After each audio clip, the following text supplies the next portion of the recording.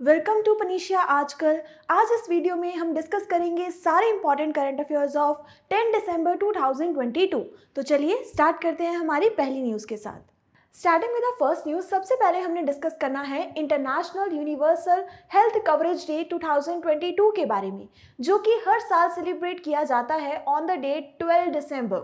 और इस बार इसके लिए सेलिब्रेशन किया जा रहा है इन उत्तर प्रदेश, जिसे इनॉग्रेट किया गया है उत्तर प्रदेश की गवर्नर, जिनका नाम है आनंदीबेन पटेल के द्वारा। इस पर्टिकुलर कनक्लेव के बारे में अगर बात करें तो ये है कनक्लेव फॉर हेल्थ मिनिस्टर्स, जिसे कि ऑर्गेनाइज करवाया जा रहा है by ministry of health and family affairs of government of India.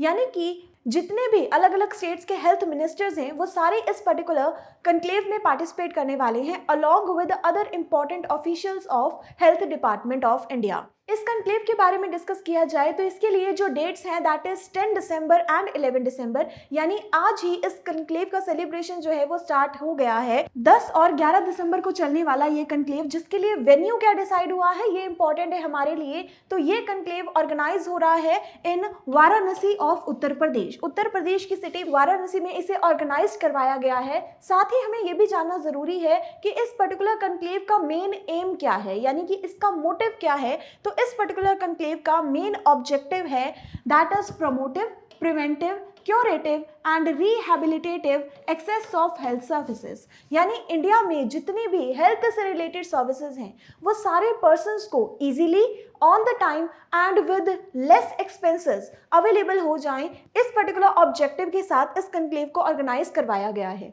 Health से रिलेटेड ये कनक्लेव है तो जाहिर सी बात है हेल्थ से रिलेटेड जितने भी इंपॉर्टेंट ऑफिशियल्स हैं वो सारे के सारे इस पर्टिकुलर कनक्लेव में पार्ट लेने वाले हैं, जैसे कि यूनियन हेल्थ मिनिस्टर, जिनका नाम है doctor Mansukh Mandaviya, along with doctor Bharati Pravin Pawar, जो कि है minister of state of health and family welfare. इसी के साथ साथ जैसे हमने डिस्कस किया कि इस कनक्लेव में सारे के सारे health related important officials present होने वाले हैं, तो इस पर्टिकुलर कनक्लेव में पार्ट लिया है 1200 हेल्थ पार्टिसिपेंट्स ने, जिनमें से 900 हैं community health officers as well as in charge of health and wellness center in India. तो जैसा कि हमने डिस्कस किया, ये है celebration of universal health coverage day, जो कि हर साल 12 दिसंबर को सेलिब्रेट किया जाता है।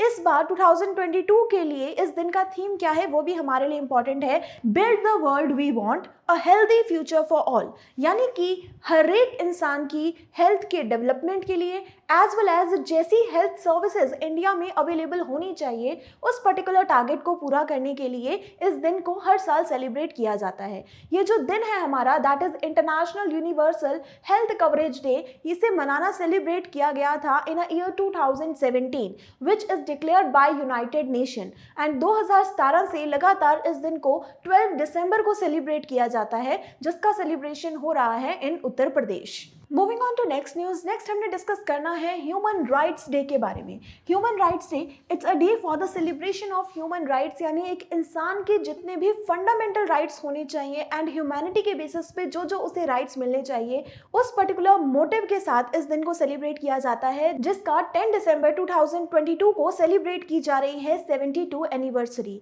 हर साल इस दिन को सेलिब्रेट किया जाता है which is declared by United nation. इस दिन की अनाउंसमेंट की गई थी bye universal declaration of human right in year 1948, और 1948 की इस पर्टिकुलर डिक्लेरेशन के बाद सबसे पहले इस दिन को सेलिब्रेट किया गया था ऑन द डेट 10 दिसंबर 1950। 1950 में इस दिन को सबसे पहले सेलिब्रेट किया गया था, और अब 1950 के बाद 72 ईयर्स कंप्लीट हो गए हैं एंड 72 एनिवर्सरी को सेलिब्रेट किया जा रहा है इन ईयर 2022। साथ ही हमें यह भी जानना जरूरी है कि 2022 के लिए इसका थीम क्या है। तो 2022 के लिए इसका थीम रहेगा dignity, freedom and justice for all.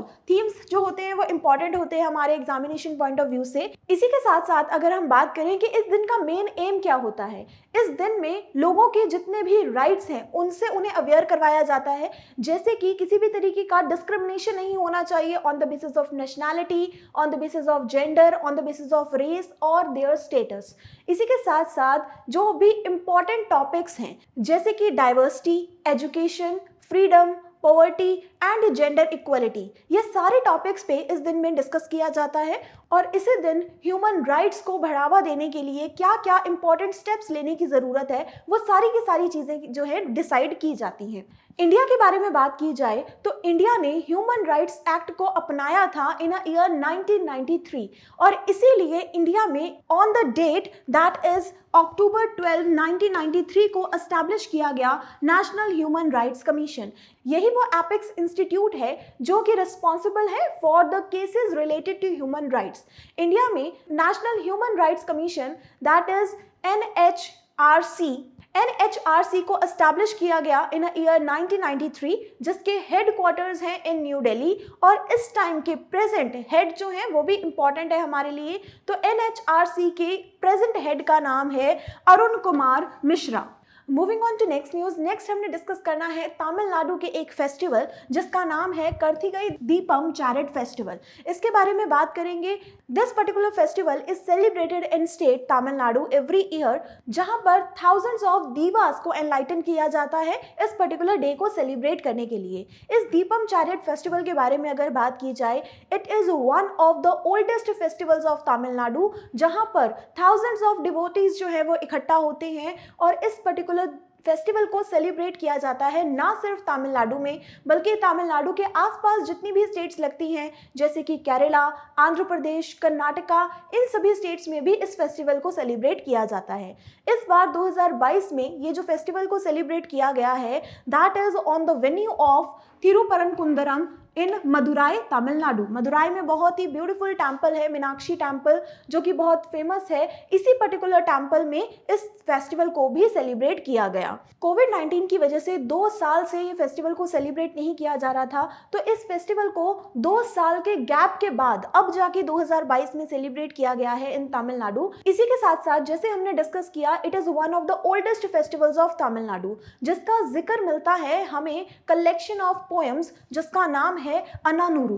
अनानुरू एक पोएम्स का कलेक्शन है जो कि काफी पुरानी संगम पीरियड की लिखी हुई पोएम्स हैं। जिस पर्टिकुलर कलेक्शन में हमें देखने को मिलता है about the time era of 300 BC to 200 BC, यानी कि इतनी पुरानी संस्कृति की झलक हमें इस अनानुरू लिटरेचर में देखने को मिलती है। और इसी पर्टिकुलर लिटरेचर में दीपम चैरिट फेस्टिवल का भी जिक्र किया गया है। तो जैसे कि हमने डिस्कस किया, it is one of the oldest festival of Tamil Nadu और इस पर्टिकुलर फेस्टिवल का जिक्र देखने को मिलता है हमें Ananuru that is a collection of poems जो कि लिखी गई हैं इन संगम पीरियड। तो संगम पीरियड यानी कि इतने पुराने समय की जो संस्कृति है जिसकी झलक हमें देखने को मिलती है which is about 200 BC to 300 AD, यानी इतनी पुरानी सभ्यता की झलक हमें देखने को मिलती है इन अनानुरू कलेक्शन ऑफ पोएम्स। जिस पर्टिकुलर अनानुरू लिटरेचर में हमें दीपम चैरिट फेस्टिवल का भी जिक्र देखने को मिलता है। अगर तमिलनाडु के कुछ स्टैटिक पॉइंट्स की तरफ नजर डालें तो तमिलनाडु की कैपिटल है चेन्नई। तमिलनाडु के इस टाइम के प्रेजेंट चीफ मिनिस्टर का नाम है M.K. स्टैलिन और तमिलनाडु के अभी के प्रेजेंट गवर्नर का नाम है R.N. Ravi. Moving on to next news. Next हमने डिस्कस करना है प्राइम मिनिस्टर स्वनिधि स्कीम के बारे में which is extended till the year 2024। सबसे पहले तो हमें ये पता होना चाहिए कि प्राइम मिनिस्टर स्वनिधि स्कीम किस चीज से रिलेटेड है। तो इसकी फुल फॉर्म है prime minister street vendors Atmanirbhar Nidhi. आत्मनिर्भर भारत का जो कैंपेन चलाया जा रहा है उसी के अंडर आने वाली एक स्कीम है which is for the facilities for street vendor. जितने भी स्ट्रीट वेंडर्स होते हैं जिनकी कोई परमानेंट शॉप नहीं होती और उन सभी को अलग अलग तरीके की फैसिलिटीज प्रोवाइड की जाती हैं इस पर्टिकुलर स्कीम के under. Prime minister Svanidhi scheme was launched in year January 2021 till the year 2022 and 2022 में इसके टाइम पीरियड के कंप्लीट होने के बाद अब इसे एक्सटेंड कर दिया गया है टिल द डेट दिसंबर 2024। इस एक्सटेंशन के साथ इसमें एक दो चेंजेस भी लेकर आई है गवर्नमेंट, जिसके बारे में भी हमें जानना जरूरी है। जैसे कि इस पर्टिकुलर स्कीम के अंडर पहले स्ट्रीट वेंडर्स को लोन प्रोवाइड किया जाता था, that is first and second loan. First loan वो ले सकते थे till the amount of 10,000 and second loan available करवाया जा सकता था टिल द अमाउंट ऑफ 20,000। लेकिन अब इस एक्सटेंशन के साथ ये भी चेंज आया है कि अब स्ट्रीट वेंडर्स को थर्ड लोन भी प्रोवाइड किया जा सकता है विच इज ऑफ अमाउंट 50,000, यानी अब इस अमाउंट को और बढ़ा दिया गया है एंड स्ट्रीट वेंडर्स को और ज्यादा अमाउंट का लोन अवेलेबल करवाया जाएगा by the government of India. इसी के साथ साथ ये भी टारगेट सेट किया गया है कि टिल द डेट दिसंबर 2024 इस पर्टिकुलर स्कीम यानी पीएम स्वनिधि स्कीम के under approx 42 lakh street vendors को बेनिफिट मिलने वाला है। अभी तक इसका जो टारगेट सेट किया गया है कि 2024 तक अप्रॉक्स 42 लाख स्ट्रीट वेंडर्स को बेनिफिट होगा by prime minister Svanidhi scheme. Moving on to next news, next हमने डिस्कस करना है वर्ल्ड स्ट्रॉन्गेस्ट पासपोर्ट लिस्ट 2022 के बारे में, जिसमें इंडिया ने रैंक एक्वायर किया है दैट इज 87th, यानी कि जितने भी वर्ल्ड के पासपोर्ट्स हैं उनमें से स्ट्रॉन्गेस्ट पासपोर्ट की लिस्ट में इंडिया 87th नंबर पे आता है। ये पर्टिकुलर लिस्ट बनाई जाती है as per the global passport power rank of 2022 और ये रैंक डिसाइड किया जाता है कि किस कंट्री का पासपोर्ट कितनी कंट्रीज में वैलिड है विदाउट वीजा। बिना वीजा के आप एक कंट्री के पासपोर्ट से कितनी कंट्रीज में विजिट कर सकते हैं, उसके बेसिस पे डिसाइड किया जाएगा कि कौन सी कंट्री का पासपोर्ट ज्यादा स्ट्रांग है। और ये रैंकिंग प्रोवाइड की जाती है बाय एटर्न कैपिटल लिमिटेड। अगर हम इस पूरी की पूरी रैंकिंग के बारे में बात करें तो इस रैंक में टॉप किया है पासपोर्ट ऑफ यूएई यानी कि यूनाइटेड अरब एमिरेट्स ने, जिसका पासपोर्ट वैलिड है इन 173 कंट्रीज। 173 कंट्रीज में जाने के लिए आपको किसी सेपरेट वीजा की जरूरत नहीं पड़ेगी।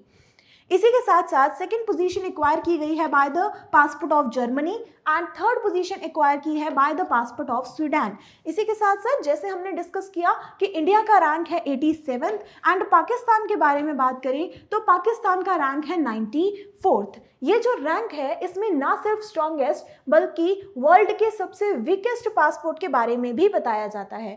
तो इस particular rank for the year 2022 के हिसाब से वर्ल्ड का जो वीकेस्ट पासपोर्ट है that is of country Afghanistan. Moving on to next news, next हमने डिस्कस करना है that IDFC mutual funds is to be renamed as Bandhan mutual funds. IDFC AMC यानी कि IDFC asset management company India की top 10 asset management companies में से एक आती है और इसी IDFC के म्यूचुअल फंड्स का नाम अब बदल कर दिया जाएगा बंधन म्यूचुअल फंड्स।